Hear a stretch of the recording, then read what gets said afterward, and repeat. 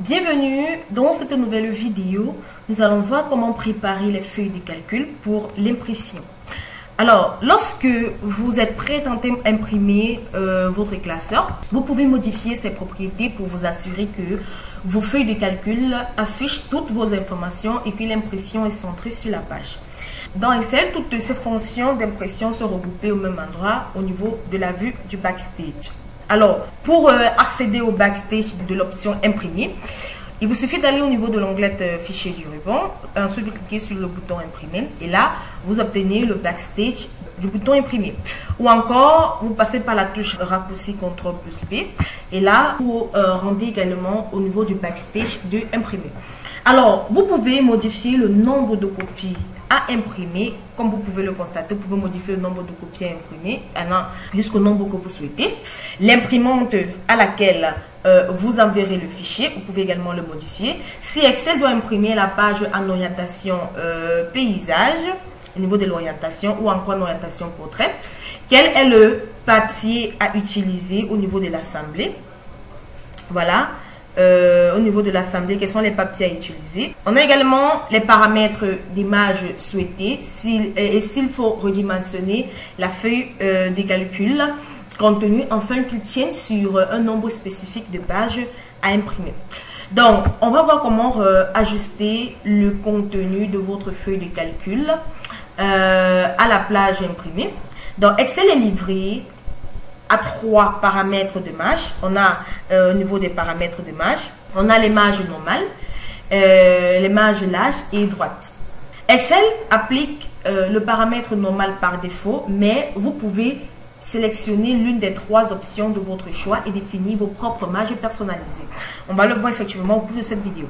Donc, un problème potentiel avec les feuilles de calcul d'impression est que les données contenues dans les feuilles de calcul ont tendance à être plus larges horizontalement qu'une feuille de papier standard. Donc, si tel est le cas, vous pouvez donc modifier l'alignement des lignes et des colonnes de la page. Lorsque les colonnes sont parallèles au bord long d'une feuille de papier, la page est présentée en mode portrait. Lorsque les colonnes sont parallèles au bord court d'un morceau de papier, il est en mode paysage. Le passage d'un mode portrait au mode paysage peut permettre une meilleure ajustement. Donc, vous pouvez le constater, lorsque je passe l'orientation paysage, j'ai tout simplement uniquement le mois de janvier avec les jours et les heures. Mais par contre, lorsque je passe en mode portrait, j'ai effectivement janvier et février. Bon, et février effectivement également copié, comme vous pouvez le constater. Mais cela affiche tout le mois de janvier et une partie du mois de février jusqu'au 3. Donc, lorsque je reviens à la zone paysage, comme vous pouvez le constater, j'ai uniquement le mois de janvier, les jours et les heures pour le mois de janvier. Donc, voilà comment passer d'une orientation à une autre permet tout simplement un meilleur ajustement. Donc, si vous ne pouvez pas adapter le contenu de votre feuille de calcul à une seule page en modifiant son orientation, vous pouvez en modifier l'échelle. La mise à l'échelle d'une feuille de calcul pour l'impression vous permet de spécifier le nombre de pages à imprimer que la feuille de calcul occupera. Vous pouvez redimensionner votre feuille de calcul jusqu'à ce que tout corresponde à un nombre spécifique de pages imprimées. Spécifier le nombre de pages imprimées sur lesquelles les colonnes apparaîtront ou le nombre de pages imprimées sur lesquelles les lignes apparaîtront. Si vous disposez d'une liste de données d'une largeur de 15 colonnes et de 100 lignes, vous pouvez la redimensionner de manière à ce que toutes les colonnes tiennent sur chaque page de votre impression.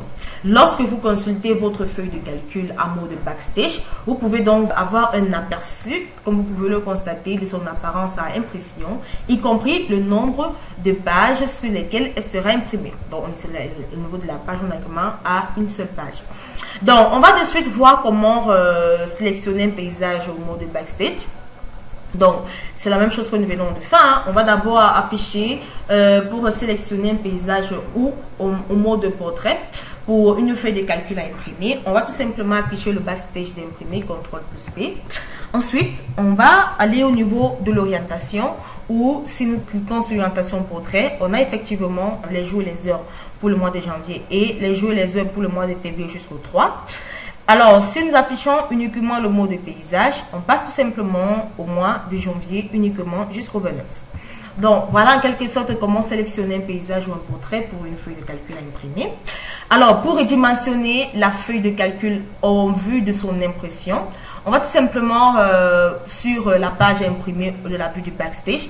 On va dans la zone paramètres et on clique sur le bouton mise à échelle. Alors, après avoir sélectionné la mise en page, on a tout simplement la boîte de dialogue mise en page où vous pouvez tout simplement sélectionner une option de mise à échelle pour imprimer votre feuille de calcul sur un nombre de pages défini. Donc ici, on a la page qu'on peut tout simplement apporter l'orientation en portrait ou encore en paysage. On peut également, au niveau de l'échelle, le redimensionner à 100% ou encore à 80%. On va par exemple le mettre à 80%, cela dépend de vous, de la taille normale. Ensuite, on peut également ajuster la page en largeur ou en hauteur. Donc, je vais tout simplement réduire l'échelle à 80 et je vais cliquer sur OK. Comme vous pouvez le constater, je vais uniquement afficher le mois de janvier sur la première page. Cela affiche également ensuite février. Donc, ça coupait de janvier jusqu'à 29. Maintenant, ça affiche janvier jusqu'au 31. Donc, je vais encore redimensionner de telle sorte que ça n'affiche uniquement janvier. Je vais par exemple mettre à 90. On va voir. Ensuite, c'est OK. Et là, comme vous pouvez le constater, j'ai uniquement le mois de janvier qui va jusqu'au 31. Donc là, je peux imprimer et mon impression sortira avec uniquement les jours et les heures pour le mois de janvier qui va jusqu'au 31 au niveau de la première page. Donc voilà en quelque sorte comment redimensionner une feuille de calcul au vu de son impression. Alors, on va de suite voir également comment modifier les sauts de page dans une feuille de calcul. Donc, un autre moyen de modifier l'apparence de votre feuille de calcul sur la page imprimée consiste à modifier l'emplacement dans lequel Excel attribue ces sauts de page. Donc, un saut de page est le moment où Excel imprime toutes les données suivantes sur une nouvelle feuille de papier, autant pour moi. Vous pouvez donc apporter ces modifications indirectement en modifiant l'image d'une feuille de calcul, mais vous pouvez également le faire directement. Vous pouvez afficher une feuille de calcul en mode aperçu de saut de page en affichant l'onglet de affichage du ruban et en cliquant sur le bouton mode d'affichage, ici on a le mode normal avec saut de page. Voilà comment le mode d'affichage serait représenté. Donc avec saut de page, cela va tout simplement couper de janvier en allant jusqu'au en heure. On est là à 10, à 1h, 2h, 3h, donc jusqu'à 15h. Ça va couper également le reste. Après 15h, on va aller jusqu'à 15h, ça va couper. De même pour février, donc ça va afficher uniquement, comme vous pouvez le constater, les sauts de page, ça va couper de janvier jusqu'au 30, effectivement, jusqu'à 15h. Ça va le faire de même pour février. Et comme vous pouvez le constater, de 16h à 17h, ce ne seront tout simplement pas imprimables. Donc voilà en quelque sorte comment afficher un aperçu. Vous pouvez également cliquer sur la mise en page et là vous avez tout simplement la mise en page. Comme vous pouvez le constater avec les sauts de page, comme je vous le disais tantôt, ça va imprimer uniquement jusqu'à 15h. Voilà, 16h à 17h seront coupés et on aura au niveau de la page 1 janvier jusqu'à 15h et au niveau de la page de février également jusqu'à 15h. Donc pour la page 2, voilà comment est-ce que cela va apparaître. Donc, je vais revenir à normal, hein. Mais je ne voudrais pas qu'en imprimant mes données, que par exemple les heures jusqu'à 15h-17h se coupent. Comme vous pouvez le constater, on a effectivement ce petit pointier qui montre effectivement que si nous voulons ajouter les sauts de page, cela va couper jusqu'à 15h. Donc, voilà en mode aperçu les sauts de page en ligne en bleu et les fenêtres représentent les sauts de page. Si vous souhaitez insérer un seul saut de page, et non le saut de page vertical et horizontal au même point. En mode aperçu, le saut de page, veillez à cliquer sur un en-tête de ligne ou un en-tête de colonne. Si vous cliquez avec le bouton droit sur une cellule de corps, du corps d'une feuille de calcul en mode aperçu de saut de page, puisque vous cliquez sur insérer un saut de page, Excel crée un saut de page vertical à gauche de la cellule sélectionnée et un saut de page horizontal au-dessus de la cellule sélectionnée. Donc, vous pouvez donc également déplacer un saut de page en le laissant glisser vers son nouvel emplacement. Excel modifiera les propriétés de la feuille de calcul afin que la zone que vous avez définie soit imprimée sur une seule page si possible. On va de suite voir comment ajouter un saut de page à une feuille de calcul. Là, actuellement, le saut de page a déjà été défini. Comme vous pouvez le constater avec ces différents pointiers. Je veux un peu zoomer. Voilà. Avec ces différents pointiers, cela indique tout simplement les sauts de page. Si je vais au niveau du backstage, au niveau, autant pour moi, du backstage de la zone imprimée. Je vais cliquer sur CTRL plus P. Et là, je vais tout simplement réajuster mon nombre de pages. Je vais le mettre à 100. Voilà, à 100. Et je clique sur OK. Cela, c'est tout simplement pour vous montrer un aperçu. Là, je vais jusqu'au 29. Donc, je reviens. Pour ajouter un saut de page à une feuille de calcul, je vais ajouter un saut de page au-dessus de la ligne 38. Donc, je sélectionne par exemple une cellule. Ensuite, je clique sur l'entête de ligne ou de colonne où je souhaite ajouter le saut de page, premièrement. Ensuite, je vais au niveau de l'onglet de mise en page du ruban. Dans le groupe mise en page, je clique sur saut de page et je clique sur insérer un saut de page. Comme vous pouvez le constater, on a cette ligne qui est un peu plus foncée que les autres. Pour voir la différence, on va tout simplement aller au niveau du backstage, CTRL P. Et là, comme vous pouvez le constater, on a la page 1. Le mois de janvier n'apparaît plus, tout simplement parce qu'on a fait un saut de page. Le mois de janvier n'apparaît plus. Donc voilà, si j'annule mon saut de page, je rétablis l'ordre du saut de page. Et que vous voyez que par exemple cette ligne en gras qui était tout simplement contenue au niveau de la cellule 37 n'existe plus. Si j'applique mon backstage pour CTRL P, et là comme vous pouvez le constater, on a encore effectivement le mois de janvier qui apparaît.